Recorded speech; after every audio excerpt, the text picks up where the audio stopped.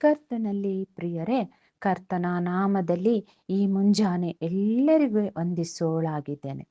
ಪ್ರಾರ್ಥಿಸುವ. ಸ್ವಾಮಿ, ಕಳೆದು ಹೋದ ರಾತ್ರಿ ವಿಶ್ರಾಂತಿಕರವಾದ ನಿದ್ರೆ ಕೊಟ್ಟು ಈ ಮುಂಜಾನೆ ಜೀವಿತರ ಸಂಖ್ಯೆಯಲ್ಲಿ ನಮ್ಮನ್ನು ನಡೆಸಿರುವ ಕರ್ತನಿಗೆ ಅನಂತನಂತ ಸ್ತೋತ್ರ. ಆಮೇನ್. ಪ್ರಿಯರೇ, ಈ ದಿನದ ವಾಕ್ಯ ಧ್ಯಾನಕ್ಕಾಗಿ ಆರಿಸಿಕೊಂಡಂತ ಭಾಗ 2 ತೆಸಲೋನಿಕ 2:16-17.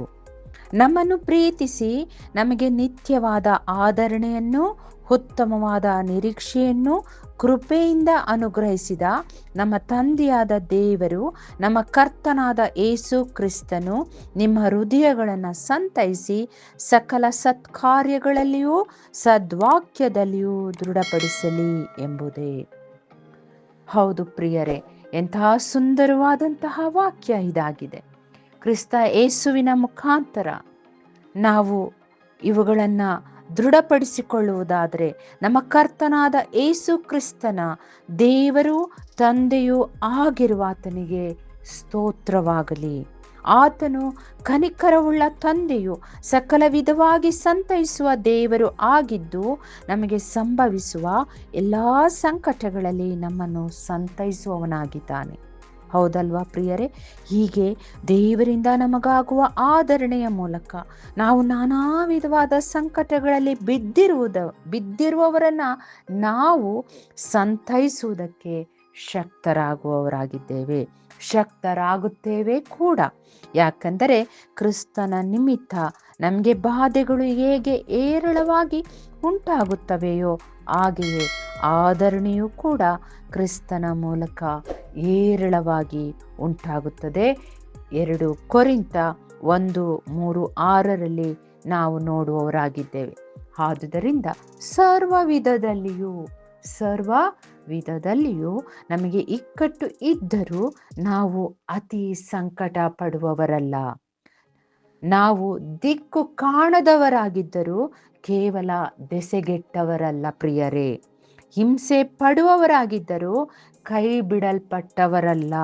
ಕೆಡವಲ್ಪಟ್ಟವರಾಗಿದ್ದರೂ ಪ್ರಾಣ ನಷ್ಟ ಪಡುವವರಲ್ಲ ನಾವು ಪ್ರಿಯರೇ.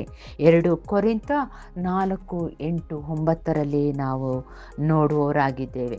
ಇದು ಕ್ರಿಸ್ತ ಯೇಸುವಿನ ಮುಖಾಂತರ ದೇವರು ನಮಗೆ ತಂದೆಯಾಗಿರುವುದು, ನಾವು ಆತನಿಗೆ ಸ್ವಂತ ಮಕ್ಕಳಾಗಿರುವುದು ಎಂಥ ಭಾಗ್ಯಕರವಲ್ವೇ ಪ್ರಿಯರೇ? ಆತನು ನಮ್ಮನ್ನು ಸಕಲ ರೀತಿಯಿಂದ ಸಂತೈಸುವುದು ಎಂಥ ಭಾಗ್ಯಕರವಾದ ಅನುಭವ ಎಂಬುದನ್ನು ನಾವು ಒಮ್ಮೆ ಆಲೋಚಿಸಿಕೊಳ್ಳುವ.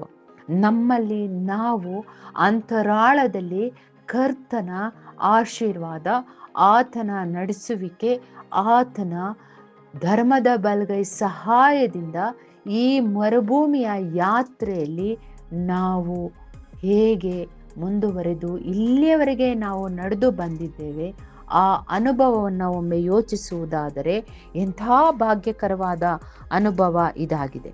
ಈ ಶ್ರೇಷ್ಠ ಭಾಗ್ಯಕ್ಕಾಗಿ ನಮ್ಮ ತಂದೆಯಾದ ದೇವರಿಗೆ ಕೃತಜ್ಞತೆ ಸಲ್ಲಿಸುವ. 1 ತೆಸಲೋನಿಕ 5:18 ಹೇಳ್ತಾರೆ, ಯಾವಾಗಲೂ ಸಂತೋಷಿಸಿರಿ, ಎಡಬಿಡದೆ ಪ್ರಾರ್ಥನೆ ಮಾಡಿರಿ, ಎಲ್ಲದರಲ್ಲಿಯೂ ಕೃತಜ್ಞತಾಸ್ತುತಿ ಮಾಡಿರಿ, ಇದೇ ನಿಮ್ಮ ವಿಷಯವಾಗಿ ಕ್ರಿಸ್ತ ಯೇಸುವಿನಲ್ಲಿ ತೋರಿ ಬಂದ ದೇವರ ಚಿತ್ತ ಎಂಬುದಾಗಿ.